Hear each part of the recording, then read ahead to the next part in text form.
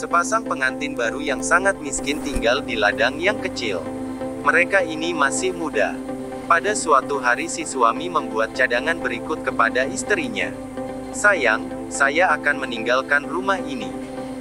Saya akan mengembara jauh, untuk mencari pekerjaan dan bekerja keras supaya dapat memberikan kamu kehidupan yang selayaknya kamu dapat.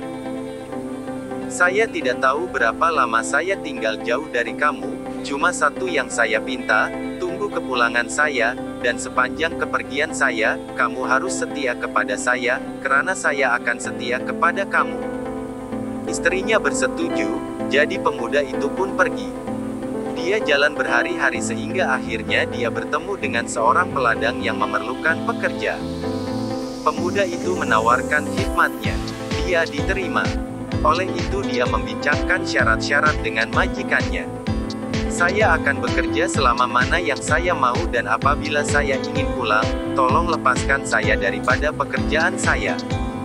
Saya tidak mau menerima gaji saya. Saya mau kamu simpankan itu untuk saya, sehingga pada hari saya akan pergi.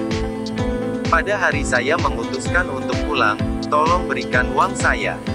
Mereka sama-sama bersetuju. Jadi, pemuda itu bekerja selama 20 tahun tanpa cuti dan tanpa rehat. Selepas 20 tahun, dia mendatangi majikannya dan berkata, "Tuan, saya mahukan uang saya, karena saya ingin pulang." Majikan itu menjawab, "Baiklah, lagipun saya telah membuat perjanjian dengan kamu dan saya mematuhinya. Bagaimanapun, sebelum kamu pergi saya ingin menawarkan kepadamu sesuatu yang baru. Saya akan berikan semua uang kamu dan benarkan kamu pergi. Atau saya berikan kamu 3 nasihat, tetapi kau tidak akan dapat uang itu. Sekarang, pergilah ke bilikmu dan pikirkan keputusanmu." Dia berpikir selama 2 hari. Kemudian dia pergi berjumpa dengan majikannya dan berkata, "Saya mahukan 3 nasihat itu." Majikan itu menekankan semula, "Jika saya berikan kepadamu 3 nasihat, kamu kehilangan uangmu itu." Pemuda itu menjawab, "Saya mahu 3 nasihat itu." Kemudian majikan itu memberikan 3 nasihat. 1. Jangan mengambil jalan pintas dalam kehidupanmu. Jalan pintas dan tidak diketahui boleh membahayakan nyawamu. 2. Jangan sekali-kali terlalu ingin tahu, karena keingintahuan terhadap kejahatan boleh membunuh. 3. Jangan membuat keputusan ketika dalam kemarahan atau kesakitan, karena apabila kamu menyesal, itu sudah terlambat. Selepas memberikan 3 nasihat ini, majikan itu berkata kepadanya, "Di sini ada 3 buku roti untukmu, 2 untuk kau makan semasa dalam perjalanan dan yang terakhir adalah untuk kau makan bersama istrimu setelah kau sampai di rumah nanti."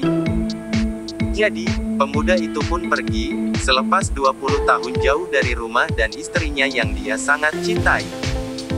Selepas 5 hari perjalanan, dia bertemu dengan seorang lelaki yang menyapa dia dan bertanya, "Kemana kau pergi?"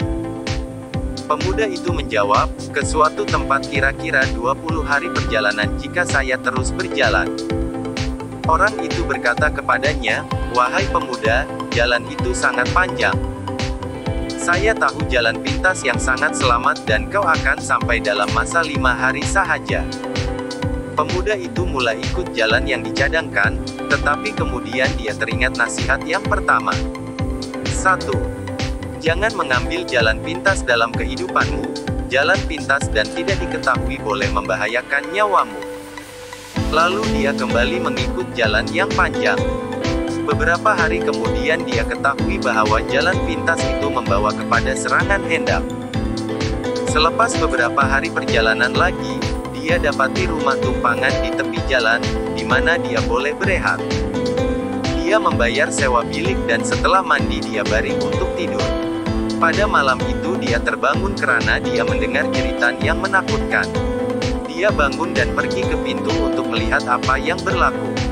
Ketika dia hendak membuka pintu, dia ingat nasihat yang kedua. 2. Jangan sekali-kali terlalu ingin tahu, karena keingintahuan terhadap kejahatan boleh membunuh. Oleh itu dia kembali, baring dan tidur semula. Esoknya, selepas sarapan, Pemilik rumah tumpangan itu bertanya kepadanya sama ada dia tidak mendengar jeritan malam itu. Pemuda itu mengesahkan bahwa dia telah mendengar. Kemudian tuan rumah itu berkata, "Kamu tidak ingin tahukah apa yang berlaku?" Pemuda itu menjawab, "Tidak." Tuan rumah itu berkata, "Kamulah tetamu pertama yang meninggalkan rumah ini hidup-hidup. Pikiran saya benar-benar gila." Dia biasanya menjerit pada waktu malam untuk menarik perhatian orang. Apabila tetamu keluar, dia membunuh mereka dan menguburkan mayat mereka di belakang rumah. Pemuda itu meneruskan perjalanannya, tak sabar-sabar sampai lebih awal. Selepas beberapa hari dan malam berjalan, pemuda itu sangat penat, tetapi akhirnya dia nampak rumahnya dari jauh. Waktu itu sudah malam. Ada cahaya dari tingkap dan dia nampak bayang-bayang istrinya. Tetapi dia lihat istrinya tidak bersendirian. Pemuda itu datang lebih dekat dan melihat ada seorang lelaki bersama istrinya. Dia memutuskan untuk menyerbu dan membunuh mereka berdua tanpa belas kasihan. Bagaimanapun, dia menarik nafas panjang dan mengingati nasihat yang ketiga. 3. Jangan membuat keputusan ketika dalam kemarahan atau kesakitan, karena apabila kamu menyesal, itu sudah terlambat. Lalu dia berhenti, dia memutuskan untuk tidur di luar pada malam itu. Dia tidur di semak, memutuskan untuk membuat keputusan esoknya. Setelah pagi, dia lebih tenang dan dia berkata dalam hati, "Saya tidak akan bunuh istri saya dan kekasihnya. Saya akan kembali kepada majikan saya untuk meminta dia terima saya semula. Tetapi sebelum saya pergi, saya mau katakan kepada istri saya bahwa selama ini saya tetap setia kepadanya." Dia ke pintu dan mengetuk. Apabila istrinya membuka pintu dan mengenali dia, si istri menangis dan memeluknya dengan perasaan yang gembira sekali. Suami itu coba menolak istrinya tetapi tidak berdaya. Kemudian, dengan linangan air mata dia berkata kepada istrinya, "Saya tetap setia padamu tetapi kamu mengkhianati aku." Istrinya terkejut, lalu dia menjawab, "Bagaimana saya mengkhianati kamu? Saya tidak pernah mengkhianati. Saya dengan sabar menanti kamu selama 20 tahun. Kemudian si suami bertanya, "Bagaimana dengan lelaki yang kau usap-usapi semalam?" Istrinya menjawab, "Lelaki itu adalah anakmu. Ketika kamu pergi, saya dapati saya sudah mengandung. Hari ini genaplah umurnya yang ke-20 tahun." Setelah mendengarnya, si suami memohon ampun dari istrinya. Dia berjumpa dan memeluk anaknya. Kemudian dia menceritakan semua yang dia alami selama pemergiannya. Sementara itu, istrinya menyediakan minuman untuk mereka makan bersama roti terakhir yang diberikan oleh majikan si suami. Selepas doa kesyukuran, dia mematahkan roti itu. Di dalam roti itu dia melihat uangnya, semuanya. Bahkan, uang itu lebih daripada gaji yang sepatutnya dia terima bagi kerjanya yang dedikasi selama 20 tahun. Kawan-kawan, begitulah umpama Allah mengajar kita. Apabila Dia meminta kita buat pengorbanan, Dia ingin memberikan kita lebih banyak daripada apa yang kita berikan kepadanya. Dia mau kita memiliki hikmat-Nya yang unik dan juga berkat kebendaan. Renungan buat kita yang semakin tua. 1. Sis Alpha Hayota Deyer semakin pendek. Yang boleh kita makan, makanlah. Yang boleh kita pakai, pakailah. Yang ingin kita beli, belilah. Kalau masih mampu memberi, berilah. Masih mampu berbagi, berbagilah. Karena semua yang ada tidak boleh kita bawa ke kubur. Jangan khawatir degen ahli waris, Allah yang akan mengatur rezeki selagi mereka berusaha. Nikmatilah Hayota Deyer ini degen pasangan kita selagi masih ada. 2. Sehari berlalu, umur berkurang sehari. Bila kita lewati hari ini degen berbahagia, kita sangat beruntung, berbuat baiklah dan selalu mengucap syukur, karena kita tedeka tahu bila kita akan dipanggil, pergi. 3.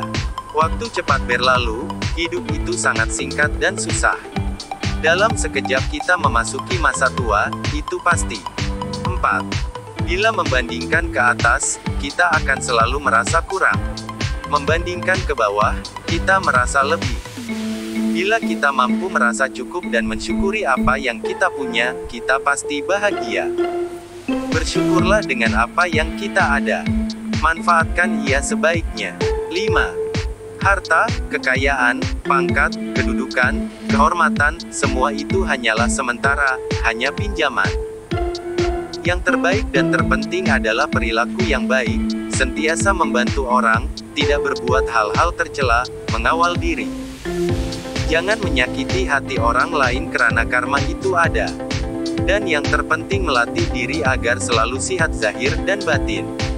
Ini karena KESIHATAN adalah kekayaan kita dan modal utama menikmati kebahagiaan hayota deyer ini. 6. Kasih ibu bapak kepada anak-anak tidak ada batasnya. Kasih anak-anak terhadap ibu bapak jelas batasnya. Sedarlah. Tatkala anak sakit, hati ibu bapak teriris. Tapi tatkala ibu bapak sakit, anak cuma menengok dan bertanya-bertanya ala kadar. Nak-nak memakai uang orang tua sudah seperti keharusan, tetapi orang tua memakai uang anak semacam pasti tidak berlaku. Oleh itu cukupilah diri sendiri dan berikanlah pada anak sebijaksana mungkin. 7. Rumah ibu bapak adalah rumah anak, tetapi rumah anak belum tentu jadi rumah ibu bapaknya. Ibu bapak selalu memberikan anak-anak tanpa batas. Tetapi tidak semua anak akan berbakti kepada ibu bapak. Selamat meniti hari tua. Aku berdoa. Ya, muliakanlah. Lapangkanlah hatinya. Bahagiakanlah keluarganya, dan luaskan rezekinya seluas lautan yang engkau ciptakan. Mudahkan segala urusannya. Kabulkan cita-citanya. Jauhkan dirinya dari segala penyakit, fitnah, prasangka keji, berkata kasar, dan mungkar. Jauhkan dari segala musibah serta terimalah semua amal ibadahnya. Dan kelak jadikanlah dia sebagai penghuni surgamu. Terima kasih, semoga bermanfaat. Oke.